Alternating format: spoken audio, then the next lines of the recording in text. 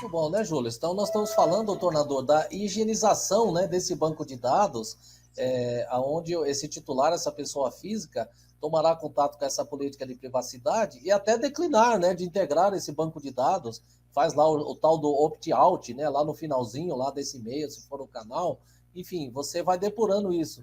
E aí acrescentar um paradigma, né, Júlio? A lei não veda o tratamento de dados, tá? E nós temos, assim, alguns paradigmas equivocados. A lei vai dificultar o tratamento de dados. Sim, ela busca a proteção dos dados, onde os direitos têm que ser preservados, os princípios, etc, etc. Então, é aquela cultura anterior que vamos coletar o máximo de dados. Se um dia eu precisar, eu já tenho. Não, aí o seu risco aumenta. Então, ele tem que atender uma finalidade, tem que atender uma necessidade e tem que estar adequado. Daí a importância de fazer um diagnóstico, né, doutor Júlio? Verificar quais são os bancos de dados que eu tenho, quais são as origens. A aquisição de banco de dados se tornou uma questão bem complexa que merece uma atenção, em especial o pessoal da área comercial, doutor Nador. Voltando um pouquinho nas áreas, tá? Então, esse mapeamento, esse diagnóstico é importante porque nós temos detectados em projetos, né, Júlio? Bancos de dados que às vezes o gestor esquece que tem, né? Então, essa radiografia, esse mapeamento, esse inventário de dados, é exatamente para apurar, para levantar informações, quais são os bancos de dados, da onde vieram, qual é a base legal para tratamento, requer todo um programa de adequação à Lei Geral de Proteção de Dados.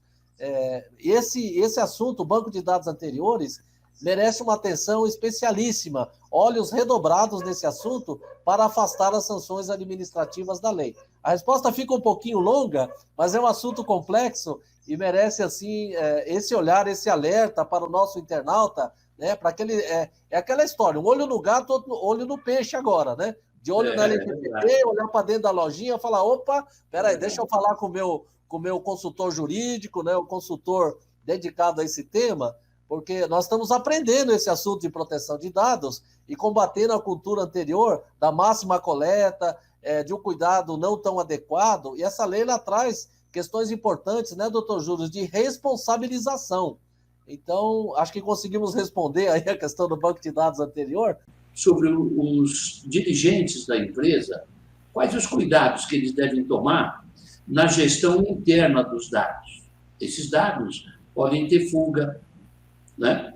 E de que forma que eles vão gerenciar isso? Tem que ter um local só que controla os dados de RH, dados de marketing, dados do departamento de vendas, ou cada qual que vai ter seus dados e alguém seria o responsável para administrar isso, porque é evidente que o risco de ser multado, de ser fiscalizado, será do empresário.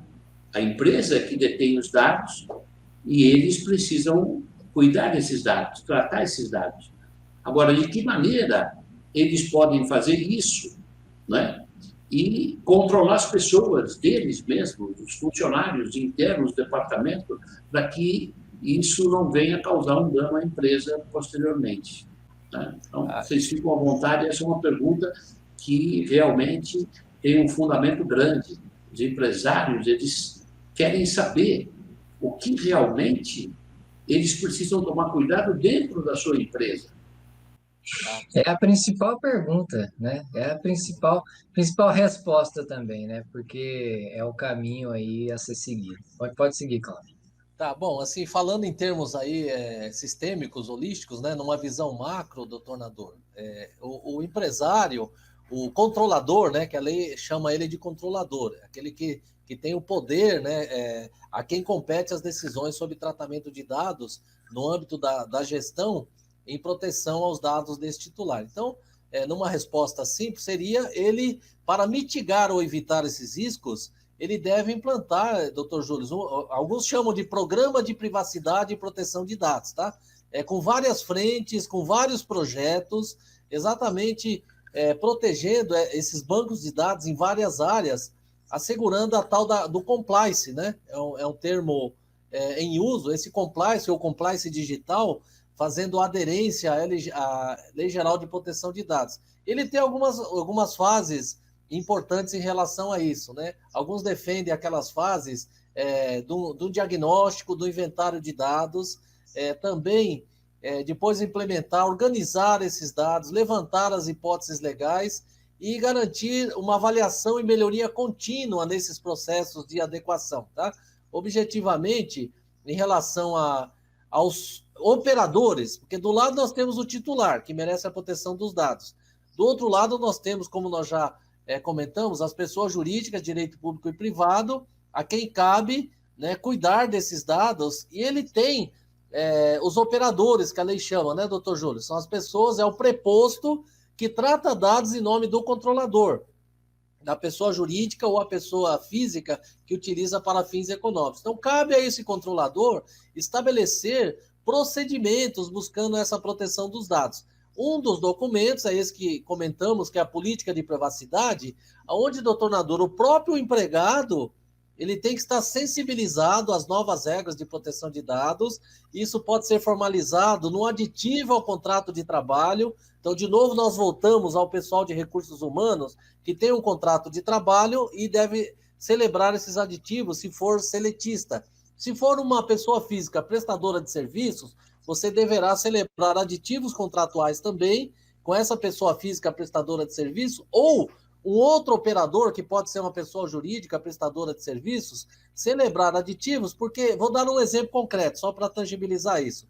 Você é uma empresa, tem empregados, terceiriza a folha de pagamento para o escritório de contabilidade, portanto, ele vai tratar dados pessoais, né, dos seus empregados, então é necessário, no contrato de prestação de serviços contábeis e de recursos humanos, celebrar esse aditivo aonde esse escritório de contabilidade se compromete a assegurar o que determina a Lei Geral de Proteção de Dados. Então, esse assunto acaba, para mitigar esses riscos, daí a importância do pessoal de direito também, dos advogados, né, revisarem, complementarem por meio de aditivos, e se for celebrar um contrato novo, ter as cláusulas de observância à Lei Geral de Proteção de Dados, aonde o contratado deve conhecer e observar.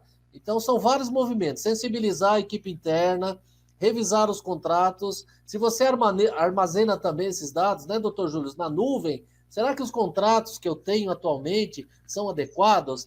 E passa também, doutor Júlio vai nos ajudar, com certeza, nisso, na segurança da informação, níveis de acesso, senhas, etc. Então, como nós falávamos, é um programa de adequação, não é uma corrida, né, de 100 metros, é uma maratona, vai exigir a atuação de vários departamentos. Nós sempre comentamos que o ideal seria criar um comitê, um grupo de trabalho, né, conectado à alta administração, senão esse programa naufraga, se não tiver aderência, né, Júlio, da alta administração. Então é uma lei curta, com 60 e poucos artigos, mas ela afeta profundamente a cultura organizacional. Então, tem, assim, sensibilizar o pessoal, tem que divulgar isso, tem que assinar documentos, enfim, uma série de providências e medidas em relação a essa adequação, né, Júlio? Mas, por favor, nos ajude também Sim. com as outras dicas práticas, por gentileza.